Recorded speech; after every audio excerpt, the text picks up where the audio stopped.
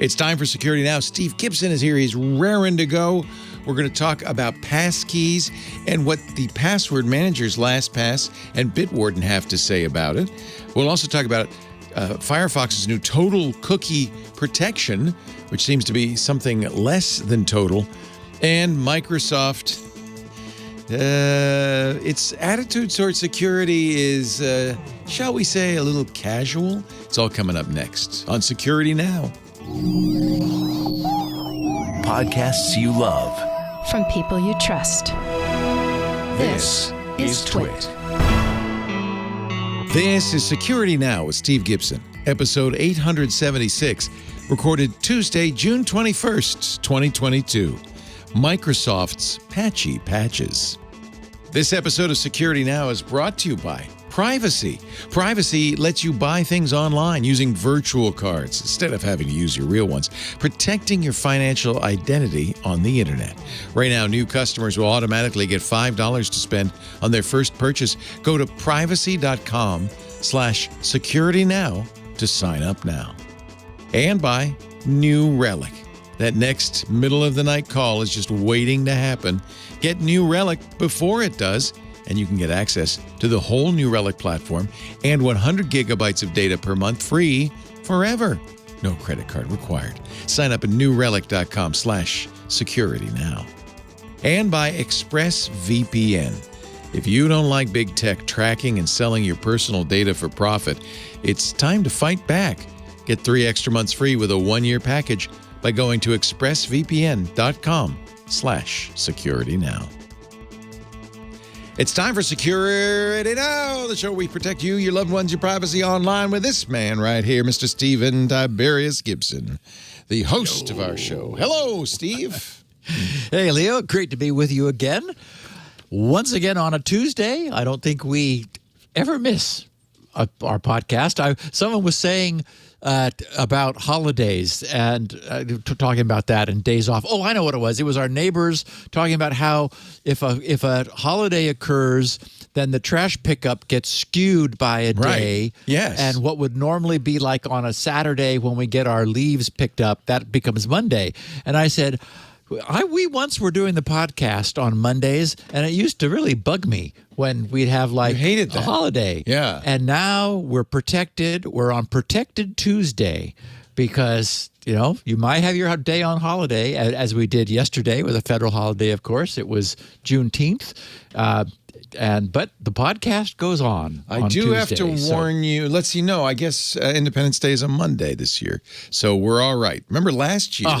Was it last year? It was 1 year. You hated it. We said there's no show, and you hated that. So no day off for you in July. The 5th of July, we will be here. Good. Yep. So we're on episode 876, which I titled Microsoft's Patchy Patches. For reasons that will be made clear, it turns out that for just sort of the alignment of the planets, there were several completely unrelated stories in this past week of other security firms saying, you know, Microsoft's really not doing the job like they used to. And of course, that's not news to anybody who has listened to me rant about that over and over and over. But it's like, okay, it's not just me. So I thought that was interesting. And not there wasn't really that much else that happened this week. Lots of other sort of interesting tidbits, but nothing that seemed like wanted to grab the title away from that. So that's where we ended. We're going to begin this week by answering last week's double decryption strength puzzler. Then I take a look at what's currently known about FIDO2's upcoming support in both the Lastpass and the Bitwarden password managers, which I know pretty much covers our listener base. We look at last week's Mozilla's announcement of total cookie protection in Firefox and wonder about why it doesn't appear to be working, at least for me, and I'll invite everyone to test their own browsers because we have a simple way to do that. DDoS attacks have broken yet another stunning record. We have another NTLM, NT Land Manager relay attack uncovered in Windows. Apple messed up Safari 5 years ago, which sat that way until it was just found at the beginning of the year by Google's Project Zero. Interesting story there. More than 1 million WordPress sites were recently force updated to resolve a very bad problem they had. And we have another high-severity flaw, which was fixed in a popular Java library. Of course, Log4j was famous earlier this year. Then after sharing a bit of miscellany and a bunch of fun closing the loop feedback, we look at the awareness the rest of the security industry is sharing regarding the apparent deteriorating quality of Microsoft's security management. So I think another interesting podcast for our listeners and a very apropos picture of the week. And, of course, you probably heard us talk on MacBreak Weekly about the wonderful Microsoft Defender, which is being added to iOS, even though all I can do is make recommendations because Apple won't let it do anything else. Right. I love it. Let me tell you right now about our sponsor of the hour, something I use all the time and highly recommend. I know you like the idea, too, of credit cards that you only use once per merchant or once, and then they're burner cards. It's privacy.com, and I think this is such a great idea for anybody. I use it exclusively for online purchases. I never use my regular credit cards. I always create a card with privacy.com. That way, I completely control the transaction. First of all, it's private. Obviously, you know, when you sign up for privacy.com, you're giving them your name and address and, you know, your bank account information and stuff like that to set up the card. But you don't have to give that to the merchant. And you can use anything you want, which is fantastic because your privacy is protected. But it's not just privacy, it's security. When I use a card, let's say I create a privacy card for Amazon, only Amazon can use it. If that card gets leaked or stolen, the bad guys can't use it anywhere else. I'll get an immediate alert. If I want, I can destroy the card. I can pause it. Oh, pausing, it's a great feature too. By the way, for subscriptions, you know, when you sign up for subscriptions, a lot of times it's really easy to sign up for the subscription, and good luck trying to find out how to cancel it, right? No problem. Use a privacy card. Whenever you've decided I've had enough, you pause it, and that's it. It's done. Every transaction's declined. And it's very fun sometimes to watch these companies really desperately charge you again and again and again, trying to get some money out of you. Nothing. Eventually they give up. They go away. I wish I'd had this. You know, I signed up for a gym membership some years ago and canceled the gym membership. But what I didn't know is that the trainer that I was paying for through the gym was a separate transaction. And they said 6 months later, after 6 charges on my card, oh, no, you have to cancel that separately. And good luck getting your money back after 6 months, by the way, from the credit card companies. Not with privacy. I would have just paused it and I'd be done. So much easier. So much simpler. It's time to clean up your digital hygiene with privacy. Protect your personal information online. They have a great interface that lets you track your spending habits. You can add tags to anything so you know immediately. Oh, it's also great for sharing cards. So it's not unusual, for instance, for me to give a credit card for a specific... Abby was just in Portugal. I wanted to give her a credit card for the train travel. So I shared it with her. You create it online on the privacy.com account. Give them her email. They handle the rest. You're not sending credit card numbers through the mail or via text. You're not sending any information. She doesn't have to have an account. She just says, okay, enters it in, she's set. I love that. And, of course, I completely control that card. And as soon as she's got the train ticket, I turn it off, and that's that. There's a Chrome extension and a Firefox extension, which makes it very easy to create new credit cards with privacy.com. I mentioned the tagging, the account summary. I didn't mention single-use cards. I don't use these that often, but if you know you're only going to buy one thing once from this person, create a single-use card. It's destroyed the minute you use it. That's it, one time only. Great way to protect your financial identity online, protect yourself from excess charges, from credit card stuffing, from subscriptions that never terminate. virtual cards from privacy.com. Go to privacy.com/security now. Sign up for an account. New customers automatically get $5 to spend on their first purchase. It's free for really for most uses. You would never pay for this. I actually pay. There are different tiers, and I pay for the next tier up, which is I think $10 a month, because then I get cash back, and that I use it so much it more than pays for itself. I make money on it. So, but check that out when you go. Privacy.com/security now. Make sure you use that address so they know you heard about it here. Thank you, Privacy, for a great product. Credit card companies used to do this. For the most part, they've stopped, as far as I know.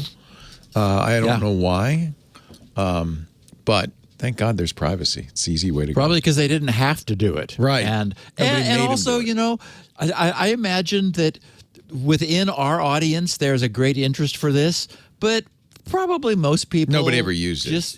They're like, yeah, exactly. So it was a neat feature that went unused, and they thought, okay, this is not worth the cost of just maintaining it. For privacy.com, 100% of their users are obviously, excited about it. So yeah, I mean, it's a great sense. Solution, I think. All right. Speaking of not using it, Leo, our picture of the week. I love it. Now, in this day and age of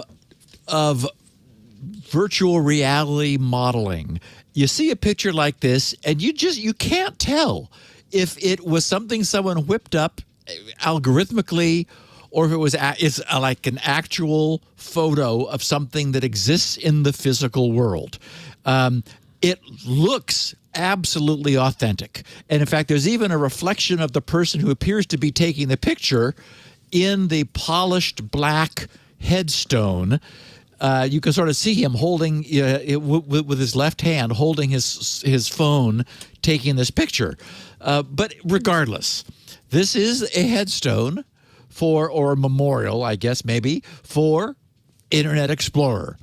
We've got the big modernized, E-globe sort of logo, and then a little Japanese, something character, and then Internet Explorer. And we get, the date of birth and the date of death. 1995, 8/17. So August 17th, 1995 through June 15th, 2022. And the best part of this whole thing, this beautiful stone, headstone sitting on a granite slab, is the sort of the often on headstones, there's a little slogan or something about who this person was or what they meant to people. This one says, he was a good tool to download other browsers. And indeed, many people launched it exactly once. That's the only reason. Yep. To go get a copy of Firefox or go get a copy of Chrome. I love it. And yes, good epitaph for Windows or Internet Explorer. Put it to rest. Yes. Finally. Okay, so last week's key strength puzzler. The question that we left our listeners with, and boy, did it get a lot of response through Twitter and our Security Now feedback. It reduces to whether a divide and conquer attack can succeed. Way back in 2011, the WPS, we talked about this at the time, the WPS, the so-called Wi-Fi Protected Setup Protocol, was found to be vulnerable to this style of attack. Remember that the way it was supposed to work was that a user would press a button on their Wi-Fi access point to enable this feature. Then they would enter a preset 8-digit PIN into a device they wished to connect to their router. Technically, since the 8th digit was a check digit, which was so dumb, what a dumb way to waste a digit, because if it didn't work, you could just enter it again. You didn't need a check digit. Anyway, the 8th digit was a check digit. So only really 7 digits were important because the 8th could always be calculated from the first 7. Okay, since 7 digits can have 10 million combinations, brute forcing those 10 million combinations was deemed impractical in 2011, within the time frame that WPS would be enabled and so forth. So it was thought, okay, great, a 10-digit guess is strong enough. But 2 researchers, Stefan Wiebach and Craig Hefner, who we talked about at the time, discovered a flaw in that Wi-Fi protocol because all 8 digits were not sent to the access point at once. The first 4 digits were sent before the second 4. And worse, the router's behavior would change if the first 4 were not correct. Now, how this ever got past the almighty Wi-Fi Alliance will forever be a mystery. But then again, it was only one of many mistakes that made it past the Wi-Fi Alliance through the years. In any event, the fact that the router's behavior would change if the first 4 were wrong meant that it wasn't necessary to guess all 7 or 8 digits at a time. It was possible to divide and conquer. It was possible to guess just the first 4, of which there are only 10,000 combinations. Then, having found the first half, separately brute force the final 3, since the last digit can be calculated from the preceding 7. Since that's 1,000 maximum for the second 3, we have a grand total maximum of only 11,000 possible guesses, reduced from a previously believed 10 million. Okay, so Eric Osterholm's puzzler from last week amounts to the same question. A ciphertext is encrypted with an effective 512-bit key length by first encrypting the original plaintext with a 256-bit key, the first half of the whole 512-bit key, then by encrypting it again with another 256-bit key, that is the second half of the 512-bit key. And of course, he was asking, why is that not only twice as strong rather than exponentially stronger? So, if we can brute force decrypt that second encryption in, X time, then brute force decrypt the first encryption also in X time, what Eric asked is, why isn't this strength just 2x rather than x times x? And the correct answer, which all of our many listeners who wrote in answered correctly, amounts to whether it's possible to perform the same sort of divide and conquer attack as was possible, which broke the WPS setup protocol. Remember that the weakness that was exploited by the WPS attack was that there was some affirmative feedback after the first half of the guess was made about whether or not that first half guess was correct. And that's what's missing from Eric's double encryption thought experiment. Here's how I would phrase it formally. The result of any encryption by a high-quality cipher, such as AES's Rheindal, is indistinguishable from entropy. Therefore, the result of the first encryption will be indistinguishable from entropy. So, when following Eric's suggestion and question and performing the first decryption, how can the attacker, who is using brute force key guessing, know when their decrypted guess is correct, when both a correct guess and all other incorrect guesses appear equally random. In other words, it is not possible to divide and conquer. The only way to decrypt the double encrypted plain text would be to make a first guess at the outer key. Then the attacker would need to try all possible inner keys, that is to say, all 2 to the power of 256 of them, to see whether any of them worked. Assuming that none did, all of that work would then be discarded.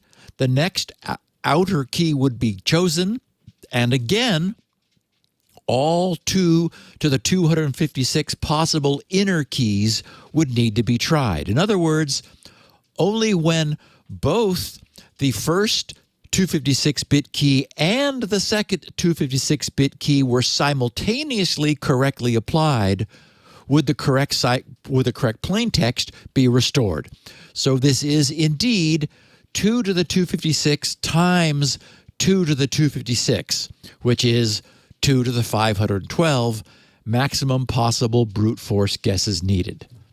And thus, Eric, the answer to your question and the answer to the teaser that I got a lot of great feedback about, and a lot of people enjoyed the idea of us having that fun. Okay. I just turned the AC up. It's getting a little warm in here. So, third-party authenticators. In the aftermath of the Apple's, Google's, and Microsoft's announcements of their forthcoming support for FIDO2 and passkeys authentication, we've been talking about what all this means. And I believe that we've settled into exactly the right understanding. It's relatively quick and easy for those 3 major publishers to add this support to their clients, as they've all announced they're going to. And when they've done so, everyone will be just one software update away from having that client-side technology in their hands. But it's a bit like creating the first shortwave radio. You know, there's no one else to talk to yet. So the existence of all those clients won't be very useful initially.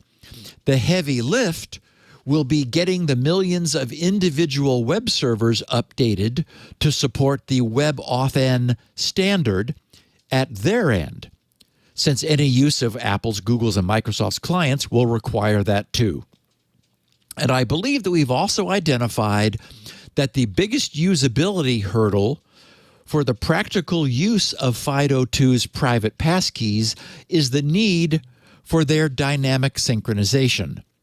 And now that the world, it's been interesting to watch, now that the world has sobered up after the intoxicating passkeys announcement parties, others are realizing what we immediately saw as a problem. A story in Fast Company is titled, "There's a Big Problem with Apple and Google's plans to nix passwords." And 9 to 5 Mac's headline read, "A world without passwords could further lock users into Apple and Google ecosystems." Yeah, like we've been saying. Those stories note that, quote, "FIDO's current proposal has no mechanism for bulk transferring passkeys between ecosystems. If you want to switch from an Android phone to an iPhone or vice versa, you won't be able to easily move all your passkeys over." And they didn't mention Windows, but we know the same problem will exist there. Quote, "We don't really have a batch export method right now," says FIDO Alliance Executive Director Andrew Shikiar. He said, "I think that's probably a future iteration," unquote. Wow. So those FIDO guys were really not thinking through the usability angle of all this. You know, saying, "We'd like you all to adopt this half-baked solution today, and we'll worry about exporting your locked-in keys later." The reports that have been published also explain the fear is that if users can easily move all their pass keys between providers, hackers may try to exploit this capability. For now, it's unclear when or how FIDO might address that problem. And then they quote the president of the FIDO Alliance, Sam Srinivas, Google's product management director for secure authentication, who's also the president of the FIDO Alliance, says, quote, "It's very hard to do it safely from the get-go because if we give a mechanism without great care for someone to export all these keys, you know who's going to show up first for that." That's a good point. That's actually a really good point I hadn't thought about. He says because it would have to export that in clear, right? In the clear, right? It's got to do it. Well, no. I mean, no, because your input's going to be a secondary FIDO2 server, so right. I mean, it's clear there are ways this could be done. But again, because it was like the FIDO concept was never meant to scale this way. It was scaled by force because it didn't go as FIDO 1. It just didn't. It never got off the ground. So they did one without really thinking it through. Anyway, so in other words, we're going to be quite happy, they're saying, with lock-in. And we're going to tell users that it's too dangerous to allow them to move their keys around themselves. That's a huge problem. And of course it is. And as a cross-vendor user myself, I need Apple and Windows to sync. And I don't see that happening without either a third-party synchronization vendor, which is a thing that could exist, or third-party FIDO2 passkeys being supported by a password manager, which brings us to two password managers which I've been looking into and want to briefly discuss, Lastpass and Bitwarden. As everyone knows, Lastpass was previously a many years sponsor of this podcast and of the TWiT network, and Bitwarden is currently a sponsor and offers a compelling array of solutions. So the question I had was, where do those two fit within this new and evolving era? As I believe I mentioned last week, I was annoyed with Lastpass because their most recent blog posting from Monday before last, which I was hoping would provide some clarification, left me feeling more confused than I was before. Everything they say feels sort of coy and blurry. Nothing they say just tells us what is going on. Here's an example, direct quote from an announcement of an upcoming webinar that they'll be hosting 2 days from now, this coming Thursday. They wrote, "It's time to envision a world without passwords, a world that removes the password-related friction that prevents users from securing and managing their passwords easily and automatically. True FIDO2 compliant passwordless access to every device, browser, website, and app will take years to develop." Okay, right? But Lastpass can get you there sooner. What? Huh? Yeah, right. Okay, how? Join us to learn how Lastpass is enabling an end-to-end passwordless experience for the Lastpass Vault and all sites stored within. Okay, what will this enable you to do? Reduce password-related friction for employees, increase usage and adoption, set stronger policies and increase security, fewer lockouts for employees, and resets for IT. Here, from Lastpass CTO Christopher Hoff, as he demonstrates a passwordless login experience and discusses future plans for FIDO2 authenticators like biometrics and security keys. Okay, well, first of all, FIDO2 authenticators That's not passkeys, right? It's all a big blur. So as I said, this is like their recent blog posting, which doesn't actually say anything.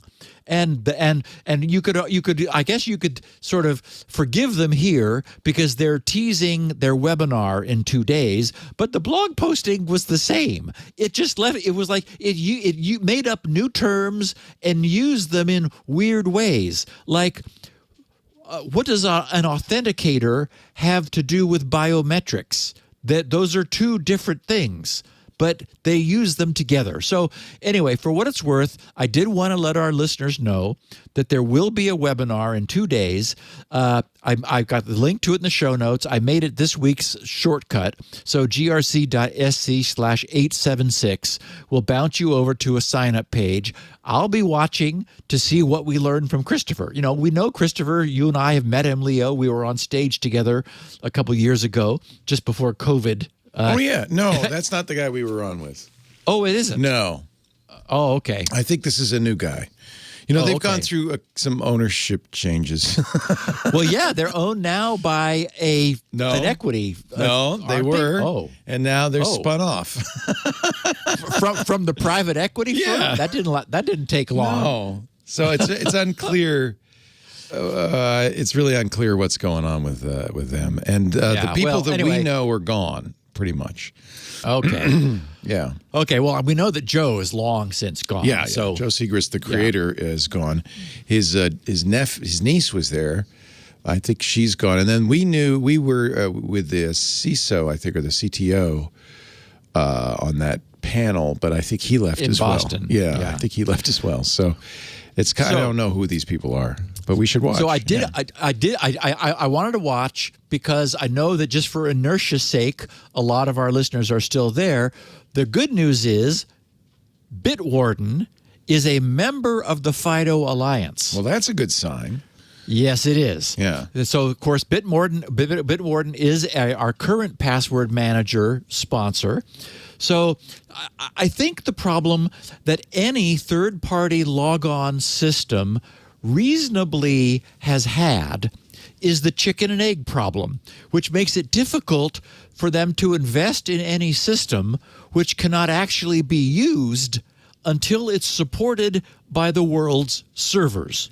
So the flip side of that is that the clear and obvious need for cross-vendor passkey synchronization, which is more and more clear every week, it's now very clear. FIDO and Google both just throw up their hands and, saying, yeah, that's a problem. And that creates the biggest need and push for third-party passkey managers that there's ever been. So I wanted to understand where Bitwarden stood. I did some digging around and found some dialogue in their community forum. Under the title, Bitwarden Passkey, parens, how does Bitwarden fit into the new Microsoft, Google, Apple Passkey initiative? So the person posting this wrote the question. Microsoft, Google, and Apple have announced support for the FIDO2 passwordless initiative that media are calling passkeys. Because passkeys creates a new key pair for each website login, there is the issue of moving all these key pairs among devices. He says, I'm sure that Google will do that for Android and Chrome, and Apple will do it for their iPhones and Macs. But what about between Android and Apple or Linux? And, not to mention Windows. Would, he asks, Bitwarden be able to support the new passkeys cross-platform like it does with current passwords? He says, I want to sync Android to Linux desktop, and I will wait for Bitwarden to support this if the feature will be added. So, and that's how I think a lot of us feel. You do not want to get stuck with non-exportable passkeys. Could a third party like Bitwarden do passkeys and become, like, I mean, it's still not exportable. So if you decided you didn't like Bitwarden, you'd be stuck there. But at least it would let you use an Android phone or an iPhone or Windows or Mac. Yeah. I mean, that would be a big advantage. So could they do this? They'd keep the database. They'd have to have some sort of biometric, ideally some sort of biometric login, right? Or you could use a YubiKey. I mean, I can use a YubiKey. I do, in fact, use a YubiKey with my Bitwarden. As we know, it's now possible for any apps on those platforms, like Android and iOS, to leverage the built-in biometrics on the device. True. So, in fact, they do that. When I open Bitwarden on those devices, it does a face recognition, and we're in. On my computers, when I set up a new account, I have to use the YubiKey the first time on a new system. Right. And so for security, they may want to enforce the use of some affirmative device in order to protect. Right. But they could synchronize passkeys in the cloud exactly as they synchronize usernames and passwords right now. And so I think that's going to be the solution. I don't think Apple is going to address this. I don't think Google are going to address it. They're both saying, I mean, it turns out the president of FIDO is the Google guy. And he's saying, oh, I know. I thought, and I guess I was wrong, I was told that Apple had said there is a way to get these out, but maybe. Key at a time. One key at a time. Well, that's in order to share a passkey, and so the problem is when you authenticate to a new site, you want all of your ecosystem to be brought up to speed, so that you can then go somewhere else, like to a different computer, and log into that site. You don't want to have to manually send that passkey to each, like cross ecosystem into the other world, or those two are never going to be synchronized. And that's why I've been using the term dynamic passkey synchronization. It needs to be done for you on the fly, and that is exactly what Bitwarden supporting this, passkeys, FIDO2 style passkeys would mean. Anyway, the answer, I think maybe. And this is a complete conspiracy theory, this will open the idea to, maybe there's a better way. And, maybe somebody's going to come across a squirrel and say, actually, there is a better way. And let's just do this, because it is better in every respect. Yes, it would be good. It would be good if that happened. So the answer in the forum is Bitwarden does currently support FIDO2 WebAuthn for multi-factor authentication, in addition to your master password for vault unlocking.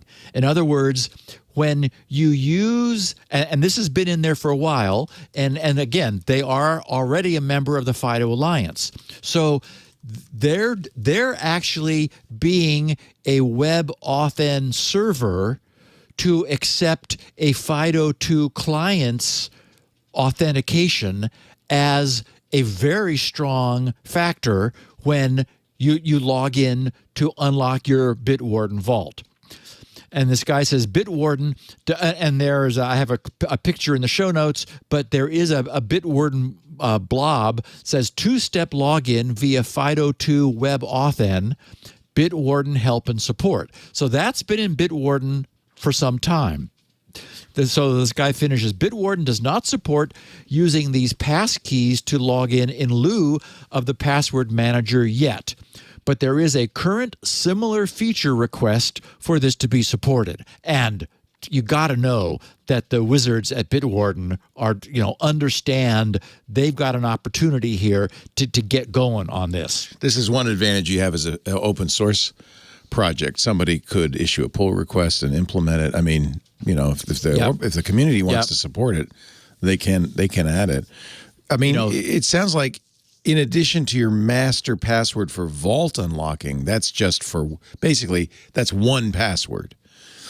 It supports WebAuthn for one password, your master password. Exactly. Yeah. Exactly. Which is nice. In fact, you could use a FIDO2. There are FIDO2 YubiKeys that you could use for that purpose. Yeah. Right. And it does. And so what this does mean is that somewhere in Bitwarden, there are already people who are fully FIDO aware, and what we need is for them to reverse roles.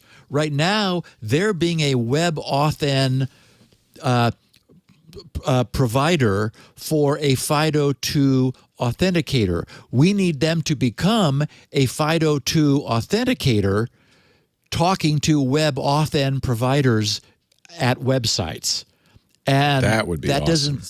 And that doesn't seem like that big a reach to me. So anyway, their roadmap page has a great deal of discussion of this. So I'm sure it's something that they're aware of now. And again, you really can't fault any password manager for not doing it preemptively. I mean, I did, but I just did it as a proof of concept to demonstrate this is the way we can solve this problem. And I knew that only, 2 sites or 3 or 4 in the world were going to be able to use Squirrel.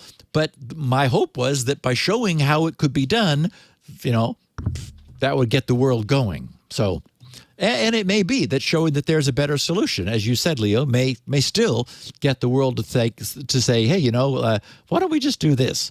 And it's not that big a reach because the WebAuthn protocol optionally supports the crypto that is key to Squirrel's operation. That is, that allows it to use deterministic keys rather than keys that are completely random. So anyway, we'll see.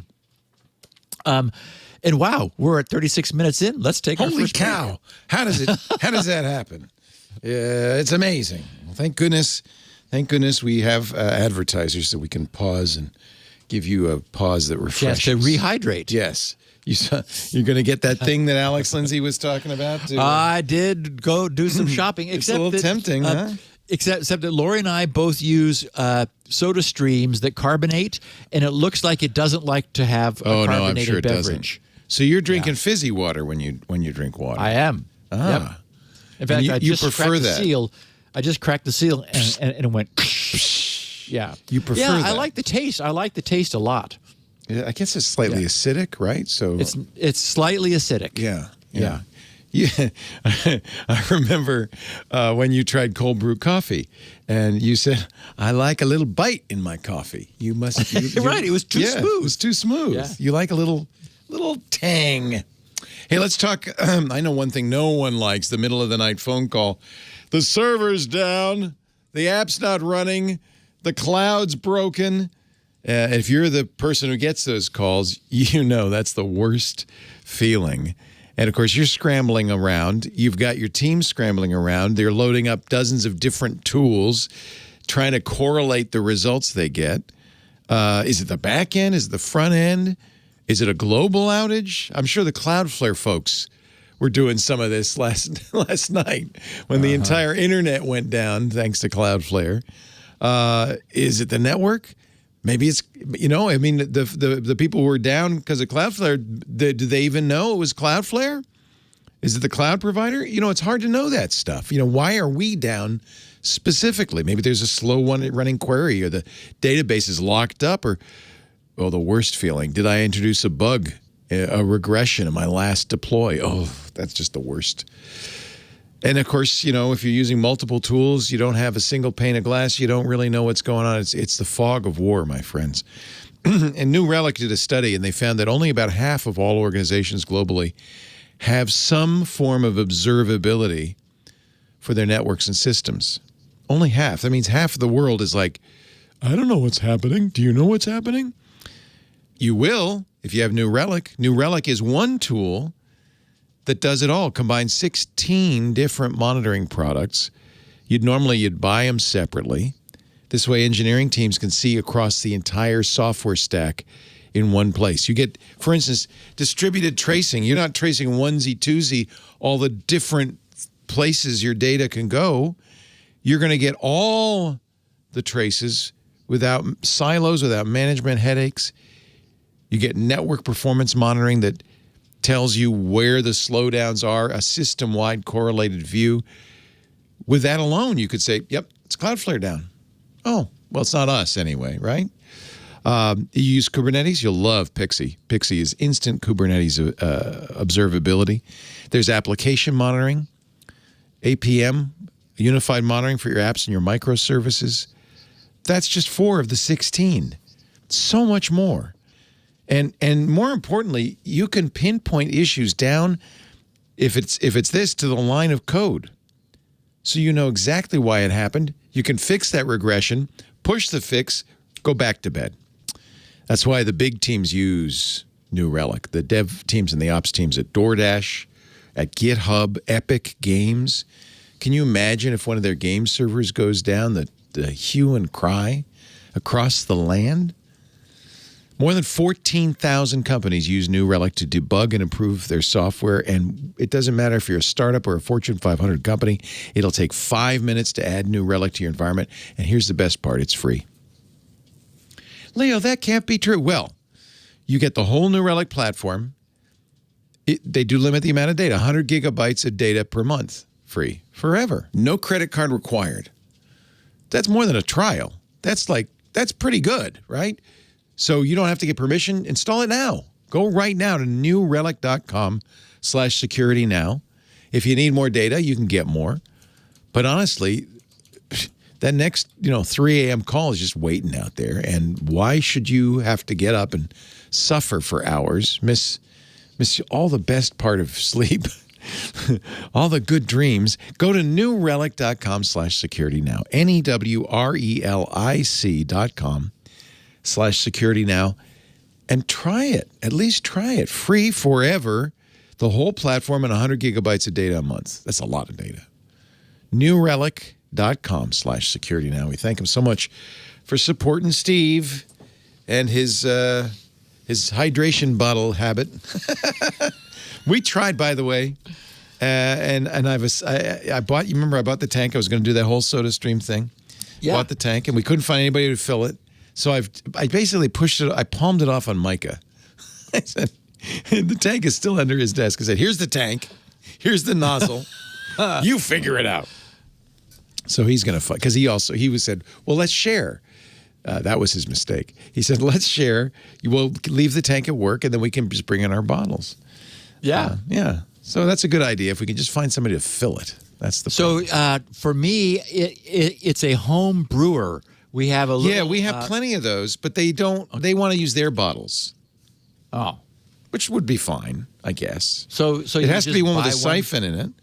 It's got to have the siphon tube. Yeah, because it needs to be. You don't want the gas off the top. Yeah, yeah. You want the actual liquid off the bottom. Yeah. Yeah, we'll have to figure it out. Yeah. Huh. But yeah, I couldn't. So anyway, so you want a non-cranky home brewer? Yes, is what you want. One who doesn't mind refilling my bottle, but see, who's had some of his own brew and is relaxed about it now. Yeah, that's it. Yeah, we're surrounded by breweries. Everybody here makes wine and beer. I mean, that's what you do in this town. Yeah. So you got grapes, but we couldn't find anybody. But we'll keep looking. We'll find it. Anyway, okay, so. Last Tuesday, Mozilla's headline read, Firefox rolls out total cookie protection by default to all users worldwide. Woo-hoo! I know. And the big word that's so easily missed, as we know, is default. That's what's changed. Until last Tuesday, sequestered third-party cookies were optionally available. I had them enabled in my Firefox instances, or I guess I should say disabled, which I had to do manually, as I imagine many of this podcast's Firefox users also did after we talked about the option quite a while ago. But until now, it's been an option, which means, of course, that the majority of Firefox users would not have had this enabled since it wasn't the browser's default setting. Now it is. What's most shocking is that, it took us this long to get here because it is such an easy place to get to. This change does not disable third-party cookies. That's the secret. It merely divides the single massive global cookie jar into individual per domain, or, as web engineers would say, same origin cookie jars. In that matter, any third party is welcome to set a cookie in anyone's browser. But when that user goes somewhere else, the cookie jar will be switched to a new jar for that new domain. And again, any third party will be welcome to set their cookie into that jar. But what they will not be able to do is to see the cookie that they had previously set into the same user's same browser when they were visiting that previous domain. And that simple measure kills cookies whose primary purpose had been cross-domain tracking. You just do per origin cookie jars. Again, such a simple measure. You know, the idea that it took this long for it to happen is to me astonishing, but it finally happened. This is the number. This is the problem with cookies, right? I mean, all of these cookie banners and all this miss the point. Cookies are fine. They're necessary. It's third-party cookies that are the problem. It's third-party cookies that cross that can be domains. read on a first-party site. It's the Facebook like button, which gives Facebook a view into that site and who's visiting it. Right. And all you know, if even in the original Mozilla or Netscape specification for cookies, they said only the site that created the cookie can read it. But they didn't anticipate this loophole that people would embed little bits of other people's sites on their web. Exactly. So, exactly. Yeah. And so this is, I mean, this is such an easy change. So, okay. Now, all that said, it's not working for me under Firefox version 101.0.1. Oh, no. Which appears to be the latest. Oh, no. Chrome is wonderful as I have it set currently, and I'm sure I went in and tweaked something, but Firefox under its so-called standard privacy and security enhanced tracking protection is doing nothing. I set it to strict and still nothing. I set it to custom, and then I had to tell it to block. Then I told it to block cross-site tracking cookies. It still wasn't. It was necessary for me to turn off all third-party cookies in order to get cross-domain third-party cookie blocking to work. Now, the question is, how do I know? A piece of technology I spent a great deal of time developing many years ago. In fact, I think it was in 2008. If the pages have dates on them. So, I mean, I've been focused on this third-party cookie problem for a long time. Anyway, it's GRC's cookie forensics. If you Google GRC cookie forensics, it's the first link that comes up because it's been there since the big dawn of the internet. And if you click it, it does an instant test of your browser's current cookie handling and will show you green for good and red for bad, and like blank if you're not if there's no cookie transaction going on. My Firefox, unless I turn off, as I said, all third-party cookies, it's not blocking third-party cookies. I actually maintain a separate domain, grctech.com, just for this purpose. I created a third party so that I could experiment and then automate that testing in order to show people what their browser was doing. So anyway, I wanted to say that great news that Firefox says they're doing this, but it doesn't seem to be working. So anyway, GRC cookie forensics for anyone who is interested. And hopefully they'll get it working at some point. Maybe, and they did say they're rolling it out, so maybe that's what's going on. Is that I've not been rolled on. It hasn't been rolled out to me yet, or maybe they're tiptoeing. I don't know. But boy, Chrome looks great. The way I've got it set up, it just comes back, completely happy. And in fact, I have a different page. It's /cookies, grc.com/cookies/stats.htm. And that shows a series of bar graphs. Again, you can see it's been a long time since I've been there, since I have IE version 5 and IE version 6 and IE version 7 that I'm tracking, and a bunch of others. But I also have Chrome. And boy, it used to be, the bars used to be all the way at the top. Now, and these are GRC's visitors. GRC's visitors all have Chrome, their Chrome blocking third-party cookies. Maybe that's the default now in Chrome. And I've once talked about that and I've forgotten it. I don't know. Yep. So now you're showing the cookie forensics on the site, and if you see all those red, if you scroll down into that second group of red, that's all bad. Those are third-party session and persistent cookies that were just, you can see it says oldest cookie was 1 second old. So they were just set. Is this my Is this my browser? Yes. Oh, funny. I'm on Firefox. Yeah, I know. And it's not good. Yeah. Huh. And if you were to go under, if you go in the hamburger menu to settings and, let's see, what is it? Settings. Oh yeah, let me see what I'm doing here. Privacy and security, and then enhance, and then you get there, and then privacy and security. Oh, see, I'm on standard. Usually I'll run under custom. Okay, now do that now. And normally it tells you need to refresh your page. It didn't tell you that you have to do that. So all third-party cookies, they don't want to block those. And I know why. Sometimes third-party cookies are from image servers that are really first-party, but they're on a different URL or different IP address. So which would I want on this? Well, try just, instead of doing custom, try doing, so first of all, Strict should do it, right? Yeah, let's see. Strict should do it. Yeah. Oh, and that does say reload refresh tabs. your tabs. Yeah, Yep. Okay, now go back to GRC.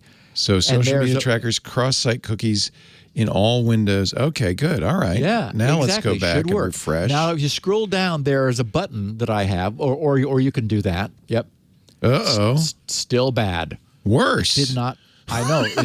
It did not fix There's it. one more red dot than there was last time. Yep, the icons. Yeah. Exactly. And so now go back over, and if you go to strict, I'll go back to, I'll make it even stronger. Custom is more than strict, right? If I do custom, yes. Then I can say, let's block a lot of crap here. So what should I block? I had to turn them all off. All cookies? No. I had to. Well, third party cookies. But that's extreme. And the point is that should no longer be necessary. Yeah. Let me refresh. Yep. And I still have icons are going to always be a problem, I guess. icon, and now these are empty. What does that mean? Yes, no third-party cookies. No received. third-party session cookies were received from your browser. Okay. Yep. So it's not green. It's empty. That means there was no cookie at all. Correct. And green would be okay, right? First party. And orange. That orange meant that an older cookie was received. Right. But that's not that big a problem. Right. But it was necessary for you to go all the way to blocking all third party, not the default that they say they're going to be supporting, and not even only blocking tracking cookies. But as you said, Mozilla was maintaining a list of sites that they were blocking, which I thought was unfortunate, but they're still not doing the right thing. Generally at home, I think I turned this to standard only because of the show. Because generally at home I run custom, but I don't turn. I just do cross-site. I do like this setting. But okay, so now cross-site tracking cookies block cross-site tracking cookies and isolate other cross-site cookies. Yeah, you would think that would be enough. That should be enough. Yes, but it's not. No. So refresh the page. Okay. All right. Let's see what we got here. Yep. Okay. I guess I'm because this is the problem is that I think everybody's scared off when they do this because it says this is going to break stuff. This is going to may cause websites to break, and as my experience is, it does sometimes. Yeah, And yes, and the other problem is that when Mozilla announces this, we just assume, oh, good, it's all good now. Well, as they say, not by trust default. but verify. So grc.com/cookies. That's very valuable. Yeah. Will that get me there, or do I have to type in forensics as well? No, I think grc.com/cookies probably takes you. I think the first page has a cookie monster saying, delete cookies? And then that's good because it's an explainer, which is a good thing. Yes. Me. Back in those days, I was doing a lot of explaining. Yeah. Now we keep you busy with this show you don't get to. That's right. So, that and spin right. And then this is it. The bottom link is the web cookie operation. Actually, it's the third link there in that block of links. There's cookie a whole forensics. There it is. Okay. Cookie forensics. Yep. Yeah. Nice. This is a great tool. Thank you. I knew about it, but I forgot. So thanks for reminding me. Yeah. Very nice. So we will see if they're going to roll it out and eventually get it right. And the cookie forensics page lets us find out real quickly. Yeah. Okay, so DDoS in the news. We keep breaking DDoS attack records. We're pretty much at the point where our eyes just glaze over now at the size of these attacks, gigawatt bits per second and all that. It's like, well, okay, my wires melted. I guess I should have cut the wire where it says engage firewall. So once again, Cloudflare has reported that last week it stopped and mitigated the largest HTTPS DDoS attack on record. That attack weighed in at 26 million requests per second, and was aimed at a website of a protected Cloudflare customer. So attacks of this size no longer originate from individual compromised hardware devices because they just don't have the speed or connectivity. Instead, most of the attacking IPs, it turns out, were owned, and this was in Cloudflare's analysis, by other cloud service providers whose virtual machines and their powerful servers had been hijacked to generate the attack. Since HTTPS query attacks cannot be spoofed, Cloudflare was able to trace the attack back to a powerful botnet of 5,067. That's not approximately, that's exactly 5,067 IPs, each of which generated approximately 5,200 requests per second at peak. A Cloudflare spokesperson said that to put the size of this attack in perspective, they'd been tracking another much larger in agent count, but less powerful in query rate botnet, consisting of over 730,000 devices. Now, rather than letting that number just wash over us, let's stop and think about that for a second. A single identified botnet consisting of more than 730,000 compromised devices, nearly 750,000 somethings, all participating in coordinated attacks. Now, however, those devices are apparently, things like light switches and $5 outlet plugs, since that botnet, while large in number, generated fewer than 1 million requests per second overall, thus roughly 1.3 requests per second on average per device. 1.3 requests per second per device pretty much classifies the device as a $5 light switch or plug. But individually, they're still able to generate some internet traffic. The ones I have at home, all phone home to China. Since they live behind a Soho NAT router, actually 2 series-connected NAT routers, it's exceedingly unlikely that anyone got into them from the outside. It's far more likely that if they have been up to some mischief lately, they've been sold into slavery by their original producer. I'll say again that no one should have IoT gadgets attached to their primary home network. It takes deliberate work to set up and maintain a secondary IoT network, but I cannot think of anything more important for residential security. The entity they are phoning home to may not be friendly, and how would you ever know? Now, the good news is that most recent IoT routers, Wi-Fi routers, support one or more isolated guest networks. Thank goodness. That's what you want to use for those unknowable IoT widgets. This makes the establishment of a secure perimeter far more easy and stable. Anyway, as for Cloudflare's latest finding, that recent attack was on average 4,000 times stronger due to its use of virtual machines and powerful infrastructure servers. Cloudflare also notes that HTTPS DDoS attacks are more costly to produce than others because these days they require more computational resources, needing as they do to bring up a secure TLS encrypted connection for every attacking query. The bottom line is DDoS attacks are no longer survivable unless the target is isolated behind an attack mitigating bandwidth provider.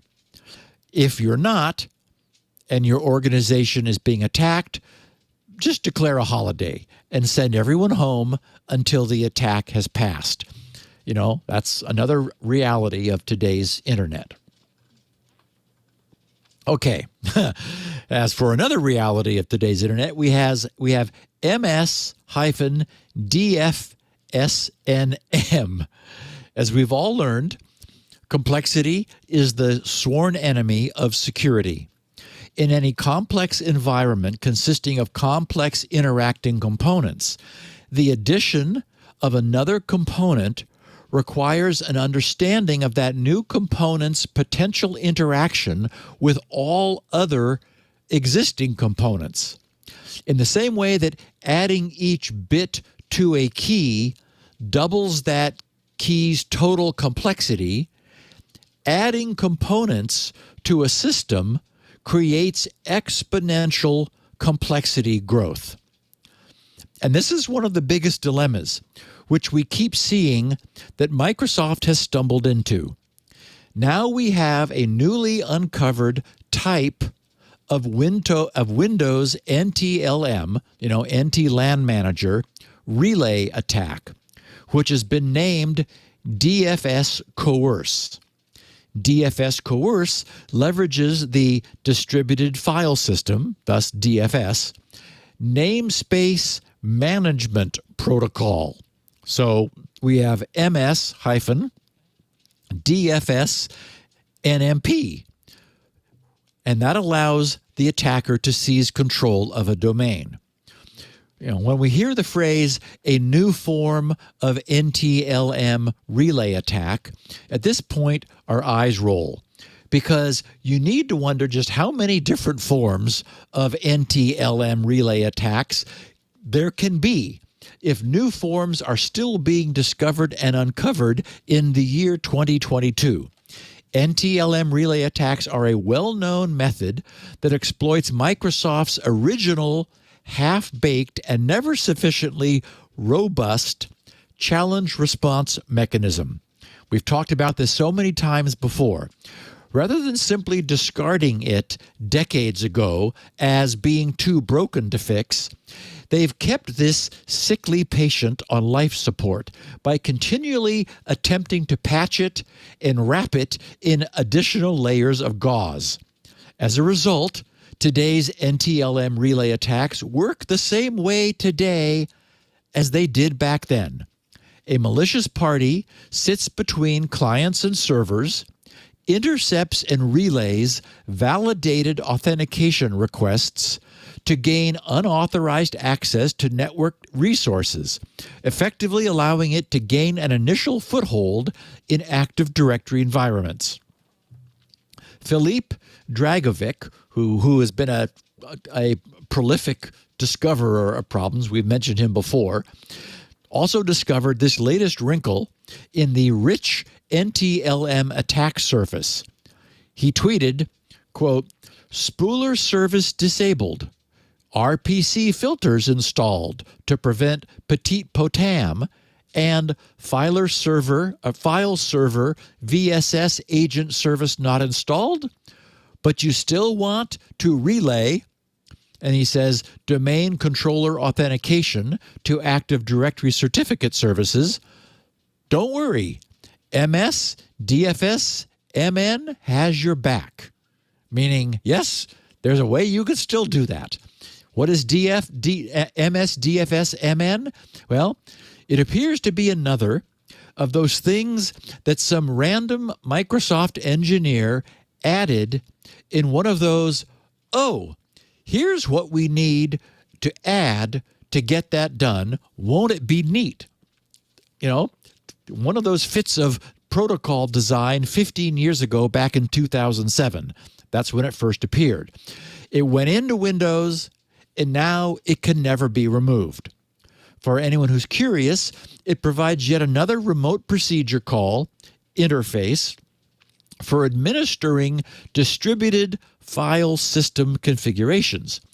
To give everyone a taste for this, here's what Microsoft's first paragraph of their overview of this protocol explains.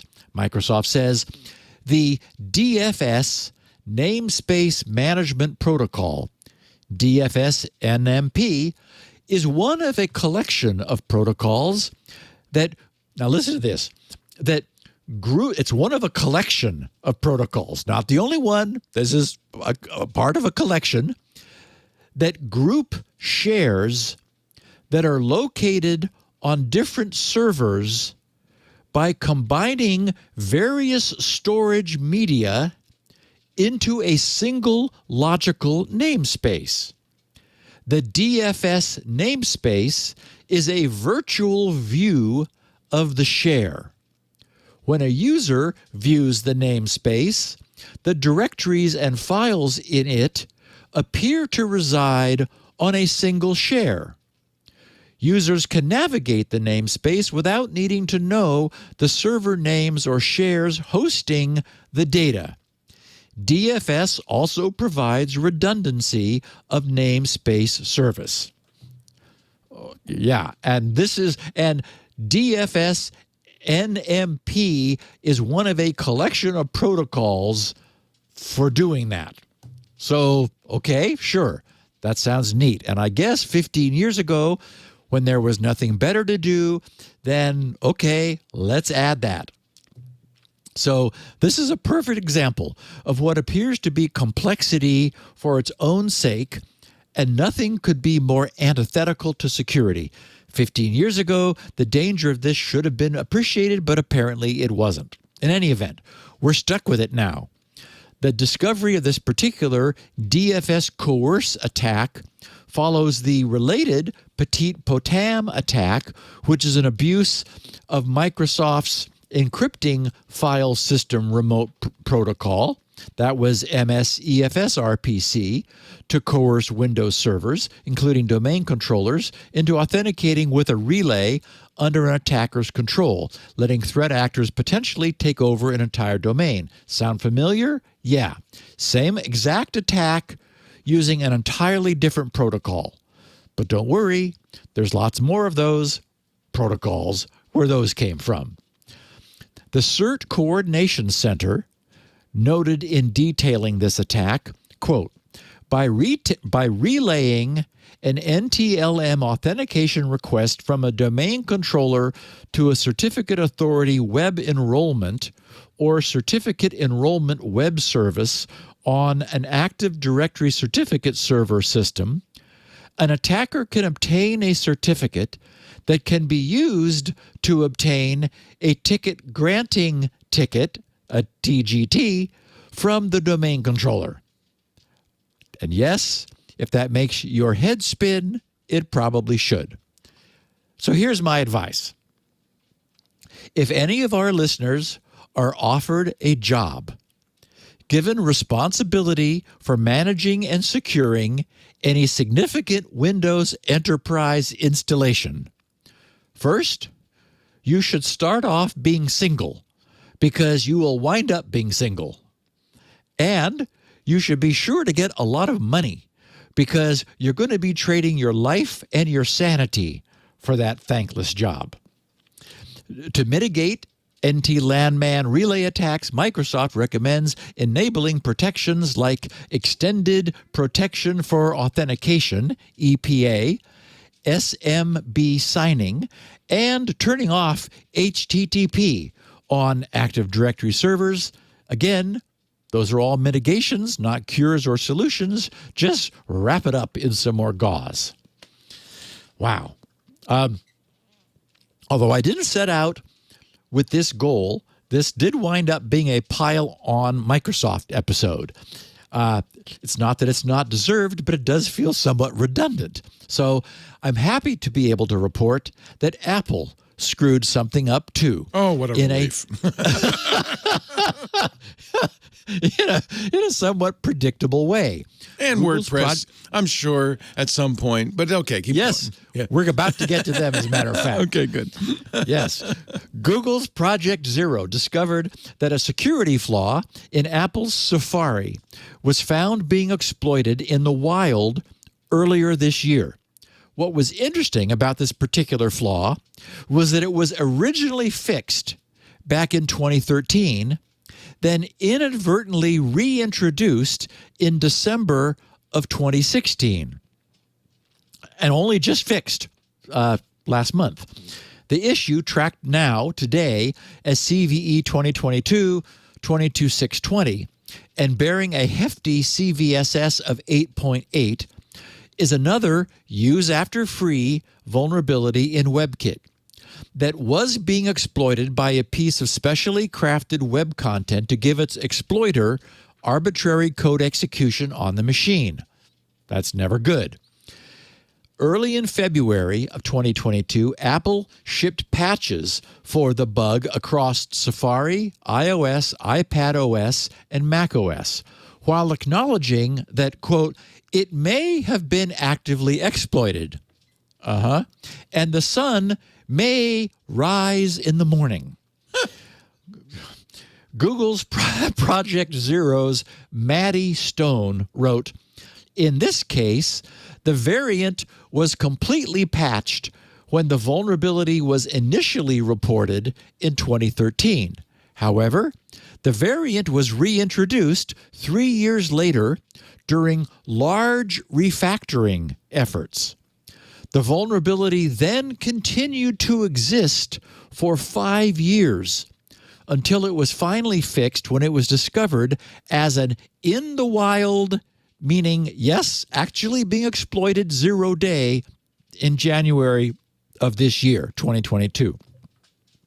Maddie explained that both the October 2016 and the December 2016 commits, one of which reintroduced the original bug from 2013, were very large.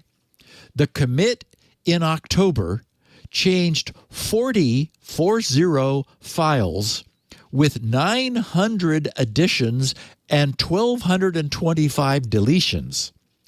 The commit in December changed 95 files with 1,336 additions and 1,325 deletions.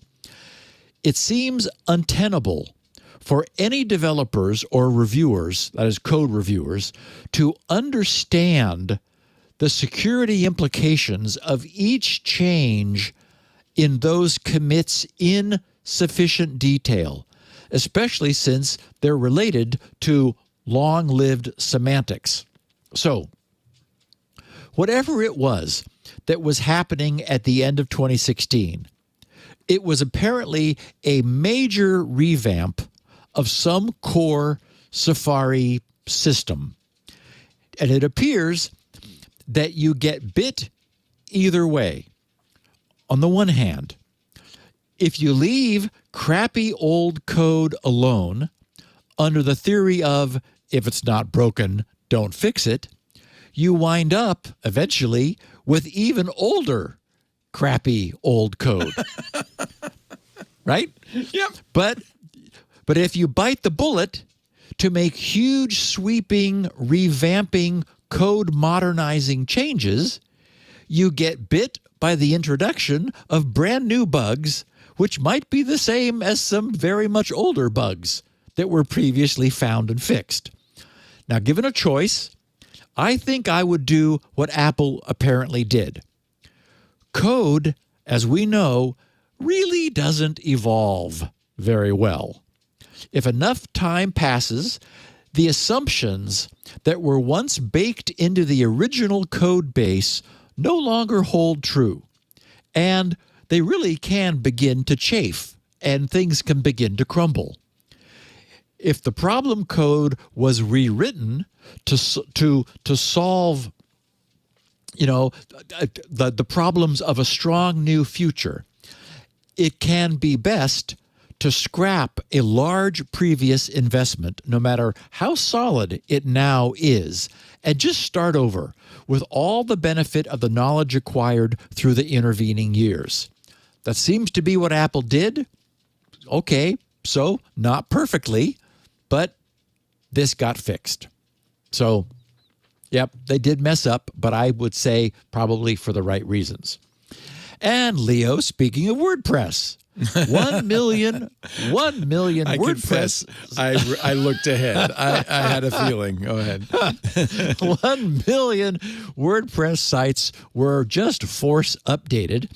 The WordPress security guys at WordFence identified an exploited in the wild zero-day bug in a widely used, more than 1 million installations, WordPress plugin called Ninja Forms, which is a customizable contact form builder. The severity of the bug earned it a CVSS of, yes, 9.8. And it affected many versions of Ninja Forms, starting with version 3.0. WordFence explained that the bug made it possible for unauthenticated attackers to call a limited number of methods in various Ninja Forms classes, including a method that deserialized user-supplied content. And that resulted in an object injection, which could allow attackers to execute arbitrary code or delete arbitrary files. That's never good. Although the update was supposed to be automatic and forced, any Ninja Forms users listening to this are advised to definitely check their WordPress installations to verify that they are now running the latest release of Ninja Forms. So in other words, if you know you're a Ninja Forms user, and 1 million plus installations are, hopefully they all got fixed. But if you know you're such a user, make sure that you're running an updated version.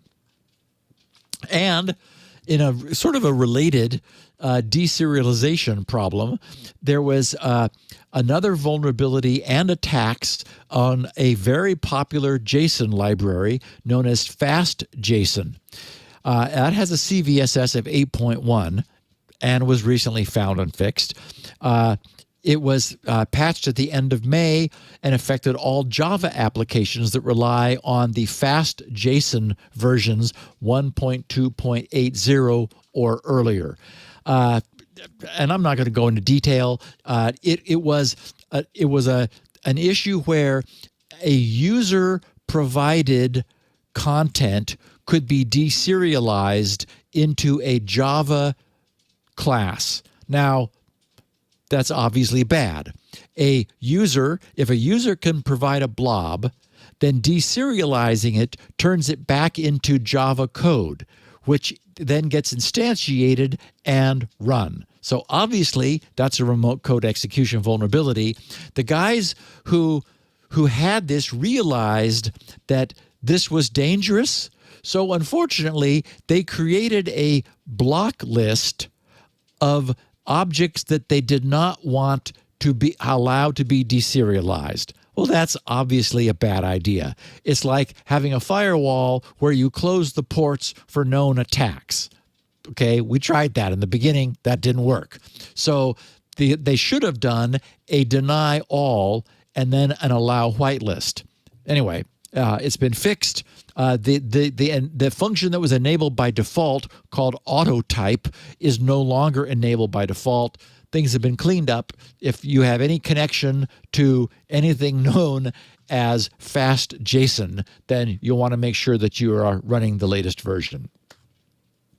Okay, finally, some bits of miscellany. A few weeks ago, I mentioned that I had appeared as a guest of one of our own listeners on his own Trek Profiles podcast. Last Wednesday, John tweeted, he said, "Now comes episode 66 of Trek Profiles.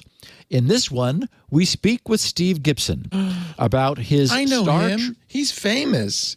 about his Star Trek fandom, his history with the show, and we endeavor to discover why we all love Trek so much." He says, "Plus, you'll get to meet the mysterious Bun-Ons. Get it wherever you get your audio." So it's called Trek Profiles for anyone who's interested. And one thing that John did, and I didn't know he was going to, he took the recording he had made of me saying, "We are the Bun-Ons. Surrender your ship or be destroyed." Yeah. And our listeners will remember that is backwards. That's Yo Shibadidro, Pashoy your Neros, Snana Banani. And I said that on the podcast. Well, he reversed the audio. Oh, good for him. And it worked. Now, the timing on the "We Are the Bun-Ons" part, I got a little bit off, but after all, it was 50 years ago, and I, still remember those words. But the rest of it was intelligible, as "surrender your ship or be destroyed." Oh, my God. Anyway. Now I really have to listen to this. It's on, for some reason, it's on Amazon Music. Maybe it can't be the only place it is. I think he said get it wherever you listen to podcasts. Okay, so the link you put in your show notes goes to Amazon Music. But yeah, that's the link that he had provided, so I just put it in the show notes for anybody who has it. Nice. So, okay, closing the loop.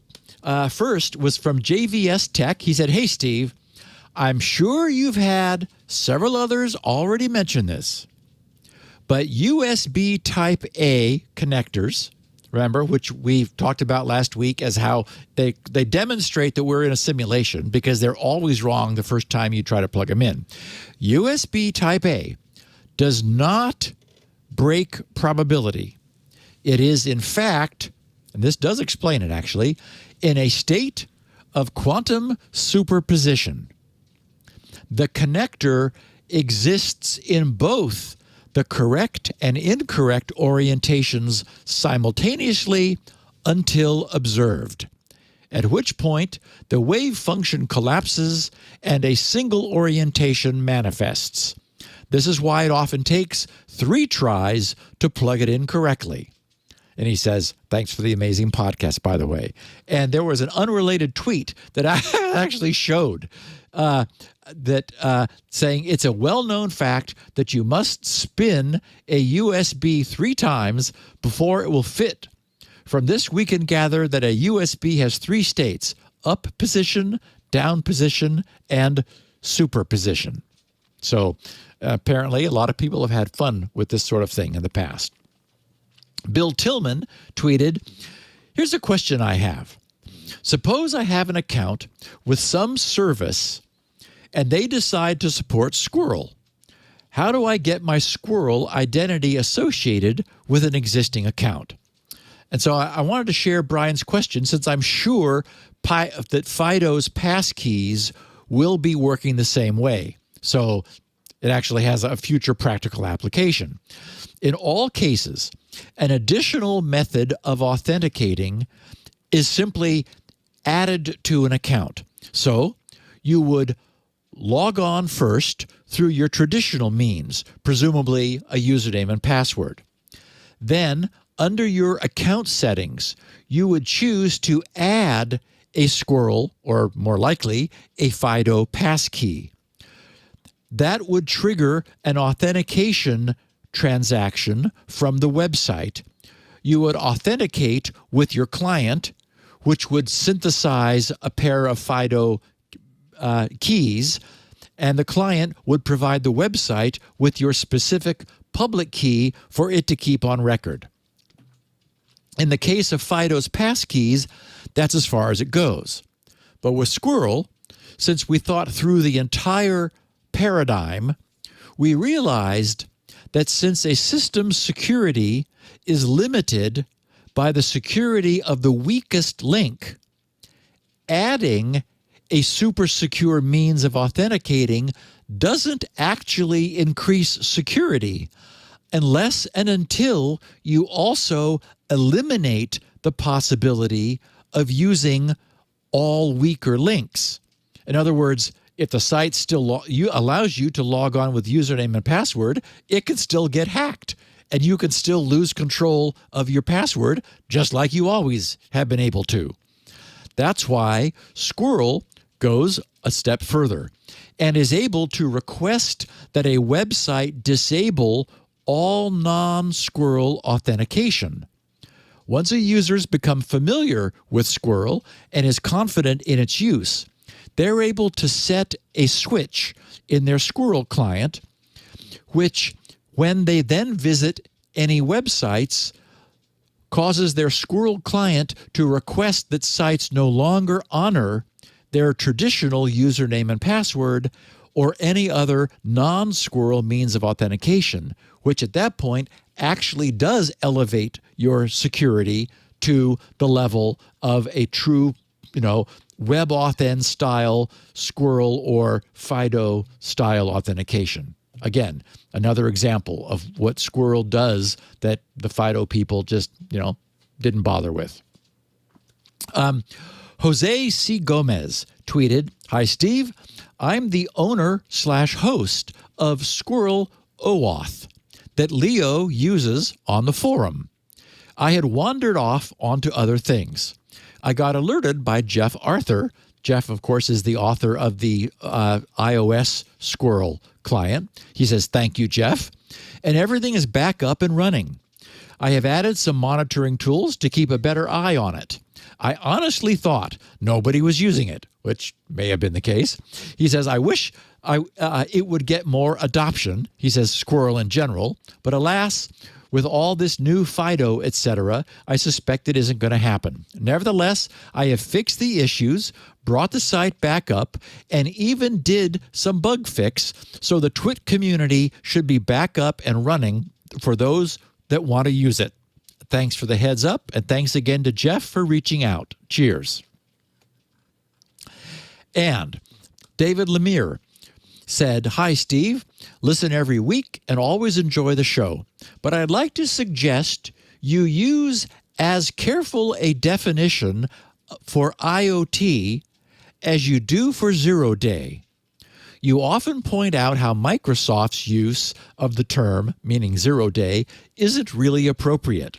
Indeed.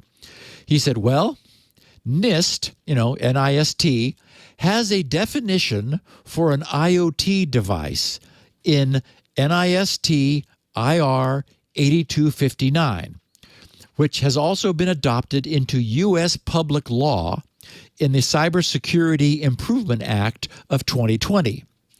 It says such devices, that is IoT devices, have a network interface for interacting with the digital world and a sensor or actuator for interacting with the physical world.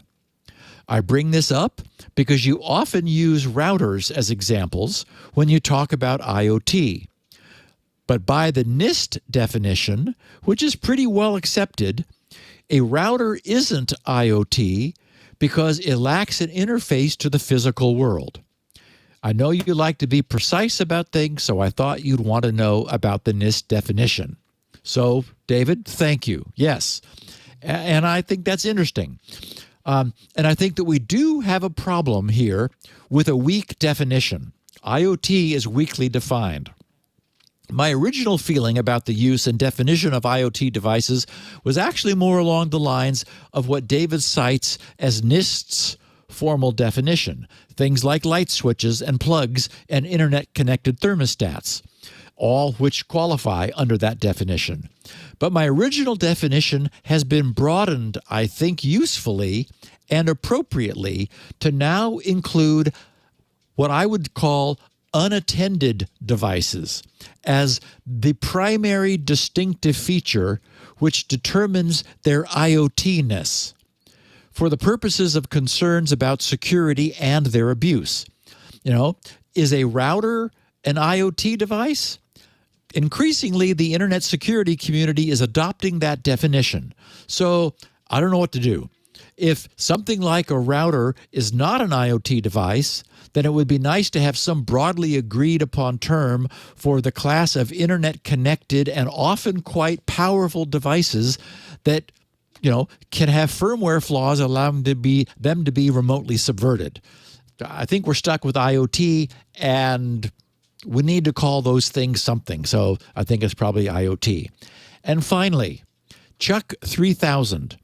He said, RESN 875, here's a reason for an electronic pet door. He said, apparently this is common in Florida. And I've got a photo in the show notes that shows an alligator entering someone's home through the swinging flap, which was insufficient for repelling the alligator. I imagine he's looking for the pet cat. I admire the Florida man who had the intestinal fortitude to stand there and take that picture. Because I wouldn't have. Good point. Someone took that picture. I would not have stood there. The alligator's mouth is wide open, and he's, a foot or two away. And those things move fast. Apparently, they don't turn rapidly. Oh, okay. Good. Lori spent a lot of time in Florida, and she told me that what you learn is to zigzag. Because they can run in a straight line, but they're not good at turning. See, you've learned something on security now today. How to run away from an alligator. That's wild. What a picture. Oy. Yeah. Okay. That's a good reason to have a chipped cat door. Yeah. And here comes my water. By the way, here's a weird one. So I went to your cookie forensics site in Microsoft's Edge with default settings. Yeah. Nothing. Whoa. It's actually better than Firefox. No icon issues. Now, I find that hard to believe. It's Chromium-based, and Chrome did the same thing for me. It behaved itself, although I had assumed it's because I'd turned on a bunch of stuff. But this is default, I think. I didn't mess with this. Yeah. So, wow. That's cool. Yeah. It's on basic tracking protection. Wow. And if you turn off tracking protection? I don't even have it turned on. So, which of course is Microsoft, so it's off by default. Send do not track requests? No. Yeah. Wow. It seems to me maybe they've got sneaky ways of getting cookies out of there. That's interesting. Well, I don't doubt that our listeners are going to dig into that, given this tool, and they'll let me know what's going on. Weird. All right. We are going to pile on Microsoft in just a second. Before we do, let's talk about our fine sponsor, Expressvpn. We know you know about Expressvpn. In fact, they're in the news a lot lately because they just do it right. And nobody can seem to get any private information out of them. I read a really good piece on ExpressVPN, which I should explain is my preferred VPN and our sponsor. It was all about how they do their trusted server technology. It was on Bleeping Computer, and it was amazing. If you Google Bleeping Computer and ExpressVPN, you'll find it. They run a custom form of Debian, Linux distro, that completely reinstalls itself daily. So, erases the drive and starts over daily, kind of one of those, secure vault-like systems. It's amazing. The server runs in RAM, can't run to it's a sandbox, can't run to a hard drive.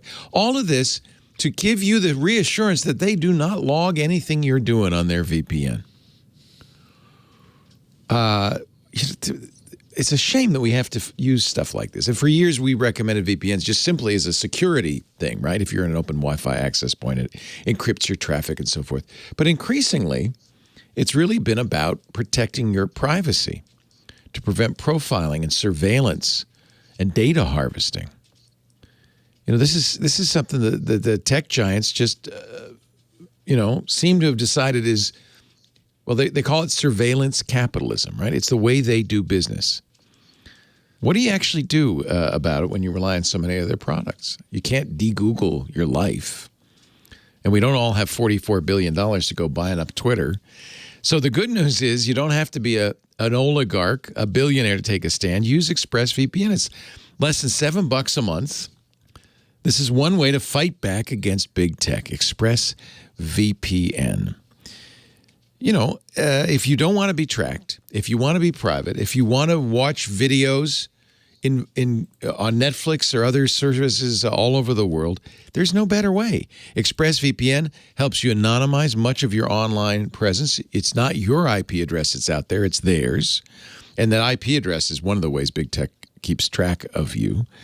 And it's really easy to use ExpressVPN. It's on everything, every platform you use, iOS, Android, Mac, Windows, Linux. You can even put it on smart TVs. You could put it on some routers, which I think is a really clever way. And ExpressVPN is so fast, you can play back HD video, which means when you put it on your router, nobody's going to say, hey, what happened to the internet? It's not, it's just invisible.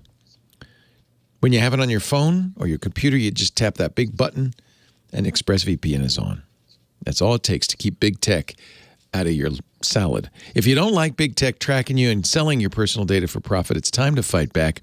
Visit expressvpn.com/security now, right now. Get 3 months of ExpressVPN for free. You can use ExpressVPN to fight surveillance capitalism. At least we have one tool, right? expressvpn.com/security now. Use that address, though, so they know you saw it here. Because I am a capitalist. We got to pay the light bills and all that. It's 101 degrees outside, Steve. But wow, up there? Yes. Whoa. Yes. We got to pay for the air conditioning, my friends. ExpressVPN.com/security now. It's a nice 70 degrees in here, but when you go outside, it's like an oven. It's an oven out there. Blast furnace when you open the door. Yeah, it's that weird feeling, right? You've had, heat hits you. Yeah. All right, we go with the show.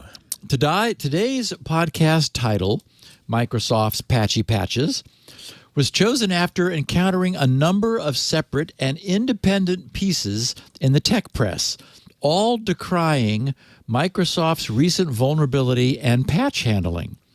Since this has been something that we know I've been observing and repeatedly noting here, it was somewhat comforting to get a bit of a reality check that my perceptions are not coming out of left field. Dan Gooden, writing for Ars Technica, published a piece headlined, "Botched and Silent Patches from Microsoft Put Customers at Risk, Critics Say." Case in point, it took 5 months and 3 patches to fix a critical Azure threat. And Jonathan Grieg, writing for The Record, separately published Debate Rages over Microsoft vulnerability practices after Folina and Azure issues. Since Jonathan's reporting contained some new information from interviews he conducted across the industry, some from veteran Microsofties, I'll start by sharing some of what Jonathan found. Microsoft finally released a patch for the much-discussed Folina vulnerability. We've talked about it a number of times. That was CVE 2022-3190, amid fixes for 55 other issues last Tuesday. But Microsoft's initial response to the issue, as we know, and several others, has stirred debate among security experts who question Microsoft's recent handling of vulnerabilities. Microsoft initially claimed Folina, quote, wasn't a security issue, unquote, after being sent evidence by the head of Advanced Persistent Threat Hunting organization, Shadow Chaser Group. They eventually acknowledged the issue, but several security experts have aired concerns about Microsoft's responses to a number of vulnerability reports. Last Monday, Amit Yoran, the CEO of the cybersecurity firm Tenable, published a lengthy blog post criticizing Microsoft for its recent response to two disclosed vulnerabilities affecting the Azure Synapse service. In his blog posting, Amit wrote, quote, "After evaluating the situation, Microsoft decided to silently patch one of the problems, downplaying the risk. It was only after being told that we, Tenable, were going to go public that their story changed. 89 days after we initially notified them of the vulnerability, when they privately acknowledged the severity of the security issue. To date, Microsoft customers have not been notified. This is a repeated pattern of behavior. Several security companies have written about their vulnerability notification interactions with Microsoft and Microsoft's dismissive attitude about the risk that vulnerabilities present to their customers," unquote. Yoran went on to say that Microsoft's frequent reticence to notify customers of issues was a grossly irresponsible policy, unquote. In response to questions about Yoran's comments, Microsoft told Jonathan Grigg, reporting for The Record, that it only assigns CVEs to issues that require customers to take action. What? So now they're not vulnerabilities if Microsoft handles them secretly? The Microsoft spokesman said, "We addressed the issue that Tenable reported to us, and no customer action is required," unquote. This apparently is Microsoft's new sweep it under the rug policy. And really, when you think about it, isn't this exactly what a behemoth that's unanswerable would do if it's unable to act responsibly? Nothing to see here. What's CVE? Aaron Turner, CTO at the security company Vectra, said he understood both sides of the debate as a longtime former Microsoft security team member. Microsoft wants to have the freedom to manage their cloud services the way they see fit, Turner said. He said, "I was at Microsoft in the worst of times from 1999 through 2006. When the company had to go from some of the worst security management policies to eventually leading the industry in predictability, transparency, and one of the best supporters of responsible disclosure." Turner explained that he knows and respects Yoran personally, but did not think that Tenable's blog post was constructive. The rules around responsible disclosure do indeed need to be updated, according to Turner, but he noted that both sides have room for improvement. Well, I'd like to hear more, but he didn't offer it, at least for this article. And I'll note that if Turner left Microsoft in 2006, when things were going great, according to him, then he will have missed the events of the past 16 years, when things have definitely taken a turn for the worst. In a few minutes, I'll be sharing some thoughts from someone who once tested Windows before Microsoft decided that actual testing was no longer needed. Anyway, Turner said there needs to be clearer rules around research into core platform as a service and infrastructure as a service technologies, in other words, how to deal with cloud stuff, as well as easier ways for cloud platform operators to provide testing capabilities to researchers and clear responses to responsibly disclosed vulnerability information. And, that's what Tenable wants. Several other researchers were less forgiving of Microsoft, pointing out that more than 33% of the vulnerabilities added to the CISA, the Cybersecurity and Infrastructure Security Agency's list of known exploitable bugs, 33% more than, came solely from Microsoft, 1/3 of all. Microsoft had the most vulnerabilities added to the list in every month this year, and those are known exploited bugs. Andrew Grotto, former White House director for cybersecurity policy, who's now a cybersecurity professor at Stanford University, argued that Microsoft's market dominance was part of the problem. Yeah, no kidding. As we know, one of my theories has been that they just don't need to do anything since there are no consequences when they do not. Anyway, Grotto explained, quote, "The data speaks to an outsized representation of Microsoft products having the most critical vulnerabilities. On some level, it may reflect the sheer prevalence of Microsoft products, but it's not like there aren't other vendors whose products are constantly being poked and prodded and tested. No other vendor appears with the same frequency and level of severity in terms of vulnerabilities that Microsoft's products seem to," said Grotto. "Does the market force Microsoft to remedy this problem or not? What worries me," he says, "is right now there is not a ton of competition, so I'm a bit pessimistic about this trend changing," unquote. Stephen Weber, professor of the Graduate School of Information at UC Berkeley, said procurement is the best way to drive positive changes in security practices. Government procurement practices right now are making the government less secure, but also hurting the private markets as well, Weber explained, because it is not creating greater demand for better security.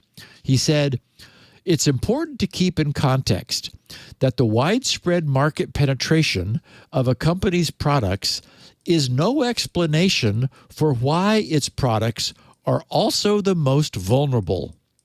Amen to that. What we ought to be asking is, given that we know and are shown again and again that Microsoft's products are highly vulnerable, why do they remain so prevalent in the market? Well, we know. And Dan Gooden's reporting added some additional depth to this topic. Reporting in Ars Technica, Dan observed, "Blame is mounting on Microsoft for what critics say is a lack of transparency and adequate speed when responding to reports of vulnerabilities threatening its customers. Microsoft's latest failing came to light on Tuesday in a post that's last Tuesday, in a post that showed Microsoft taking 5 months and 3 patches before successfully fixing a critical vulnerability in Azure. And I'll just say that part of the problem here is that everyone wants, those people finding these problems want to behave responsibly. They want Microsoft to fix this, yet Microsoft is under no pressure to fix it because these companies will wait until they do. Maybe that's the mistake that they're making. Anyway, ORCA Security first informed Microsoft in early January of this year of this very critical flaw, which resided in the Synapse Analytics component of the cloud service, Azure, and also affected the Azure Data Factory. It gave anyone with an Azure account the ability to access the resources of other customers. From there, ORCA explained an attacker could gain authorization inside other customer accounts while acting as their Synapse workspace. They wrote, "We could have accessed even more resources inside a customer's account depending on the configuration." It would leak customers' credentials stored in their Synapse workspace, communicate with other customers' integration runtimes, saying we could leverage this to run remote code execution on any customer's integration runtimes, and take control of the Azure Batch tool managing all of the shared integration runtimes. We could run code on every instance. In other words, this was a horrible, critical vulnerability. Yet Orca said that despite the urgency of the vulnerability, Microsoft responders were slow to grasp its severity. Microsoft botched the first 2 patches, and it wasn't until just this past Tuesday in June, Patch Tuesdays, June's Patch Tuesday, that Microsoft issued an update that entirely fixed the flaw, and Orca finally felt it was safe to talk about this. A timeline provided by Orca shows just how much time and work it took them to shepherd and coax Microsoft through the remediation process. On January 4th, the Orca security research team disclosed the vulnerability to the Microsoft Security Response Center, MSRC. Along with keys and certificates, they were able to extract. So that was part of the vulnerability, was the ability to extract keys and certificates, which then empowered to do this. A month goes by, February 19th, another month, March 4th. MSRC requested additional details to aid its investigation. Each of those 2 times, on February 19th and March 4th, Orca responded the next day. Now we're in late March. MSRC deployed the initial patch.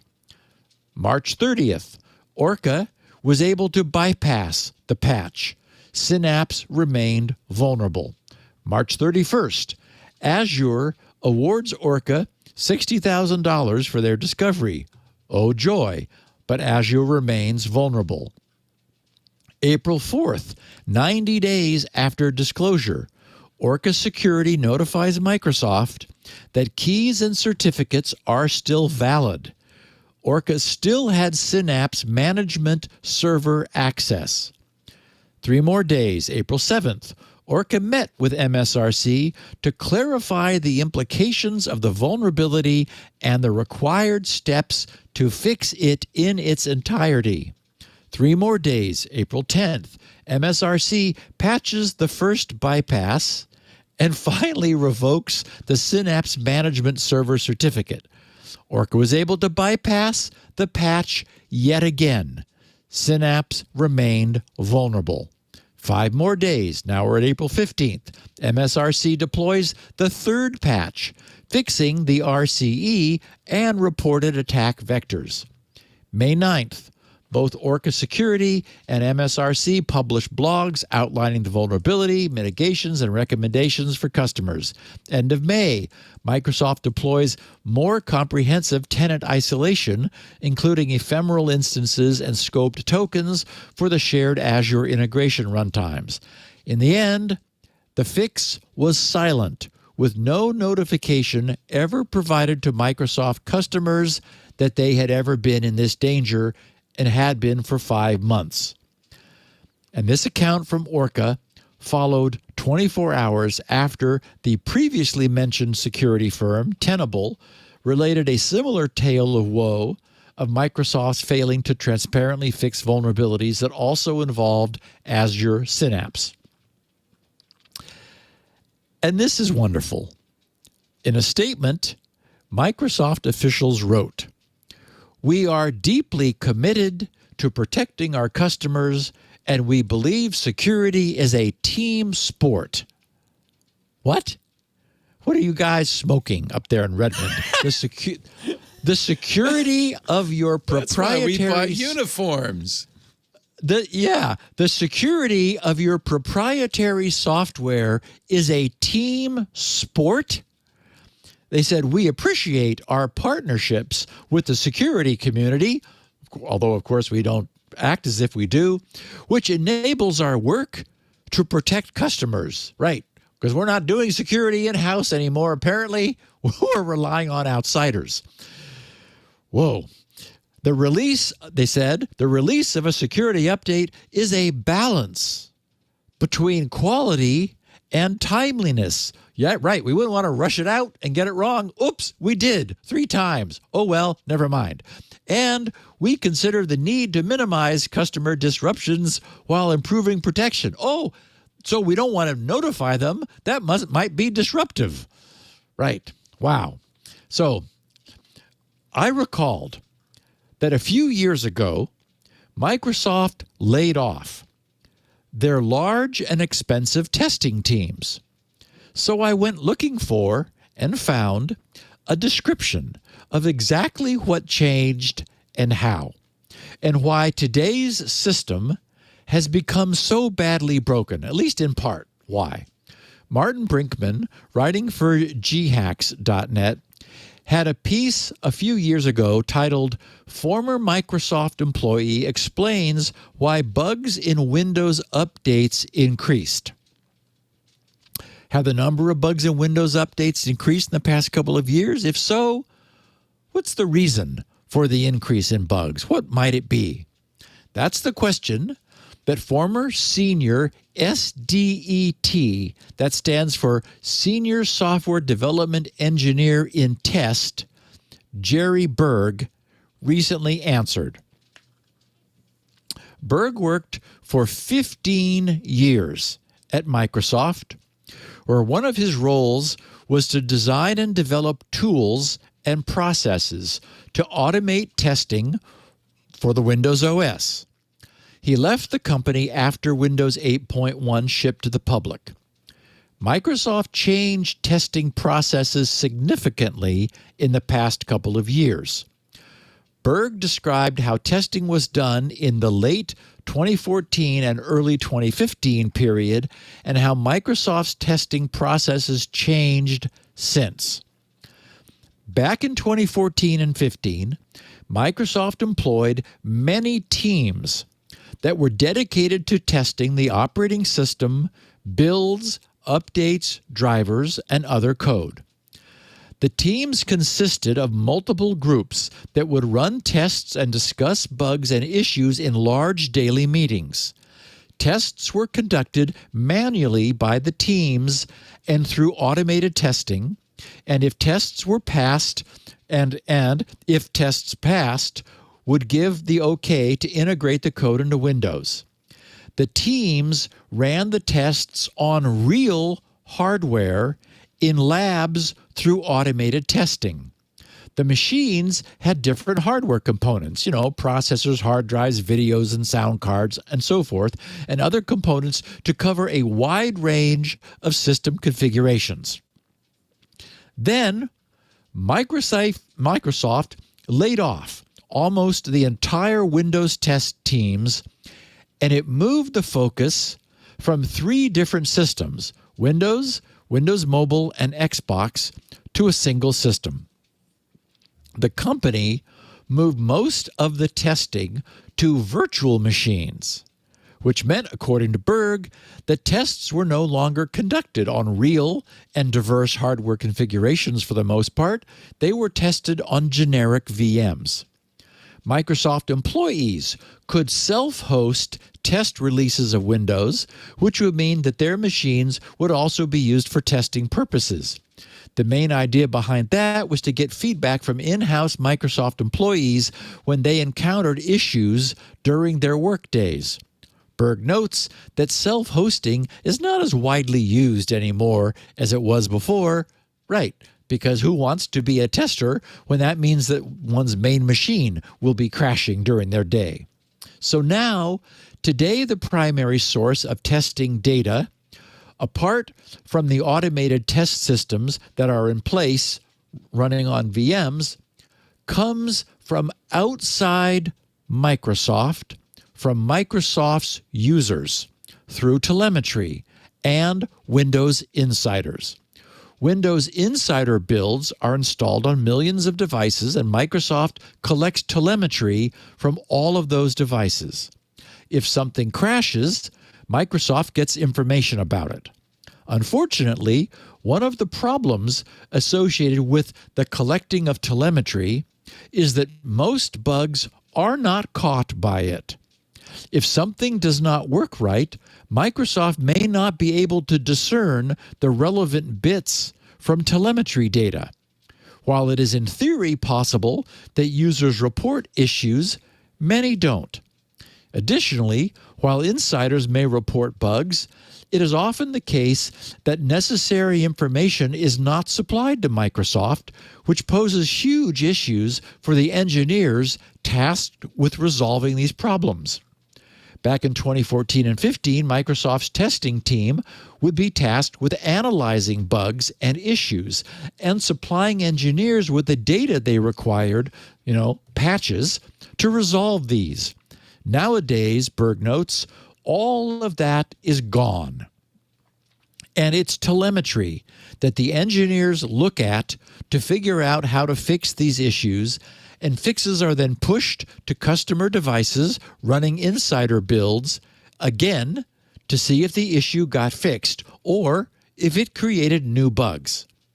One of the main reasons why Microsoft stopped pushing out new feature updates to everyone at once was that issues that were not detected by that previous process could potentially negatively affect a large number of customers. Yeah, no kidding.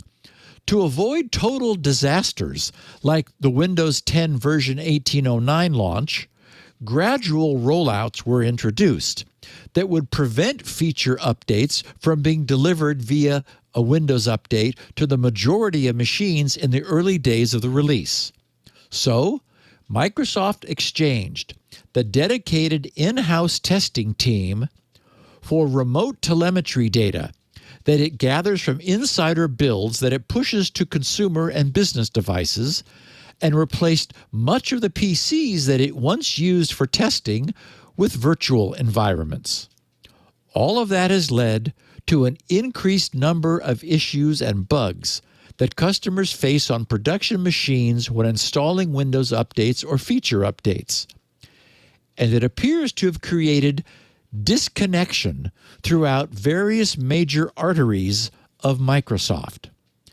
I have no doubt that individual Microsoft employees are doing the best they can with what they have, but management appears to have royally screwed the pooch when they decided to disband serious pre-release testing in favor of collecting outside telemetry from Windows insiders. And we've already talked about what Microsoft plans to do next by further automating the Windows update system to dynamically back out when things go wrong and to learn from its mistakes. This essentially broadens its telemetry collection from Windows insiders to include all other commercial Windows users. Stepping back to look at the big picture, it becomes clear that what Microsoft has essentially done by disbanding serious internal testing on real hardware, switching to limited testing on virtual machines, and outsourcing its software testing first to Windows enthusiasts and then to all Windows users, is to turn us all into their unpaid beta testers. And as we've seen in example after example, the external security community becomes their thankless security research arm. So someone hearing this says to me, okay, Gibson, what OS are you using? And we all know the answer to that. I'm sitting in front of Windows. I've always been sitting in front of Windows, and before that I was sitting in front of DOS. I also often sit in front of FreeBSD Unix, which runs several of my most important servers. And I spent a lot of time in front of Debian Linux when I was working to recover that Lenovo laptop's weird-acting BitLocker encrypted NVMe drive that had died in a mysterious way and would no longer boot. The one, that's the one that I managed to get finally working by hooking it to an external PCIe Thunderbolt port. I used Debian then, thanks to the powerful command line tools that Linux offers. But the fact remains, I am most comfortable sitting in front of Windows.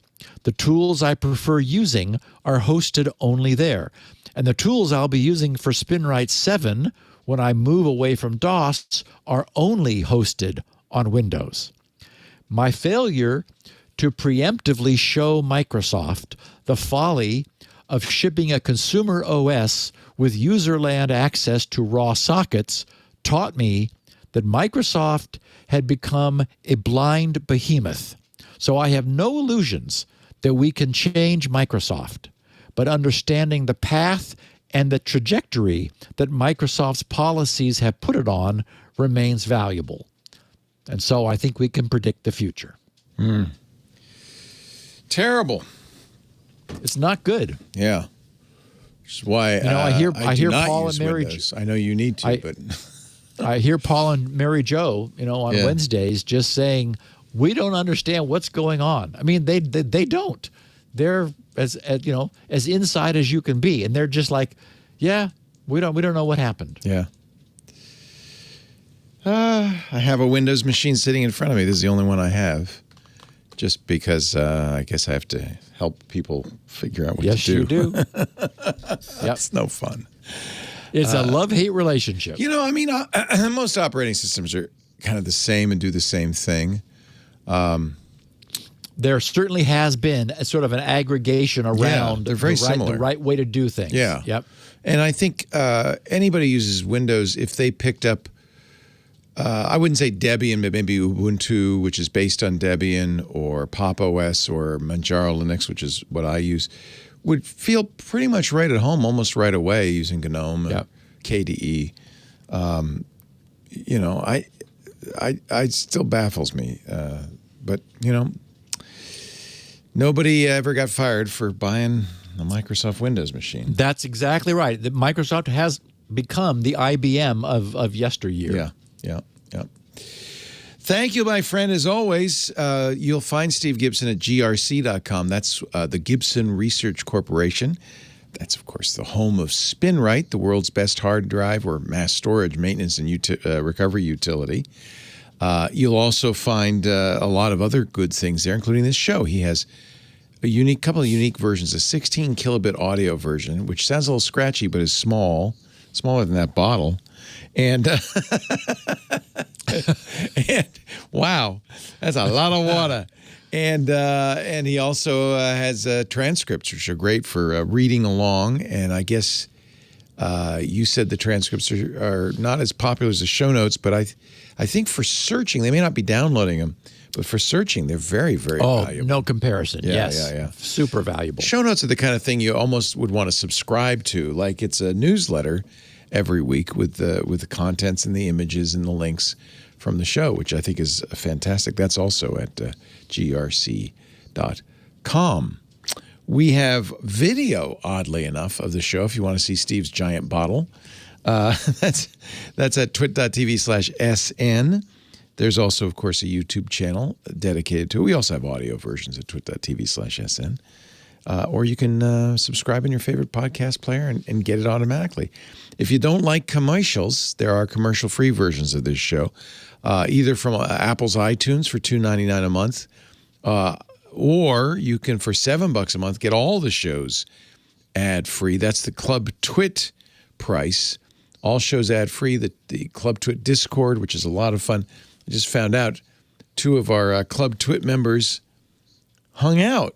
Galia, who is Aliyah G, rather, from Israel, went to visit John Arnold in Britain, and they hung out for a few days, which is kind of sweet. That's kind of what the club's all about. And you also get the TWiT Plus feed, which has stuff that doesn't make it to the shows, including our Linux show, which is quite good, the Untitled Linux show, the Giz Fizz with Dick D. Bartolo, Stacy's Book Club. We just did Neil Stephenson's book. That was a lot of fun. And other things. There's a new show coming. And that's one of the things Club TWiT does for us. It gives us a revenue stream so we can produce shows without an advertising base. And that's I think that's really important for our growth. So you help out a lot. It's a mere $7 a month. twit.tv/Club TWiT.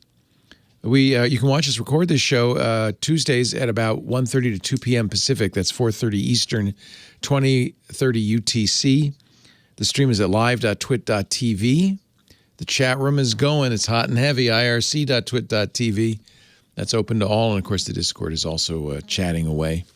Discord features animated GIFs, which I would show you, but I forgot I can't. I have the Windows machine hooked up. Anyway, thank you, Steve. And we will see you next time on Security Now. Sounds great. Till then. Did you spend a lot of money on your brand new smartphone and then you look at the pictures on Facebook and Instagram and you're like, what in the world happened to that photo? Yes, you have. I know. It happens to all of us. Well, you need to check out my show, Hands On Photography, where I'm going to walk you through simple tips and tricks that are going to help make you get the most out of your smartphone camera or your DSLR or mirrorless, whatever you have. And those shots are going to look so much better. I promise you.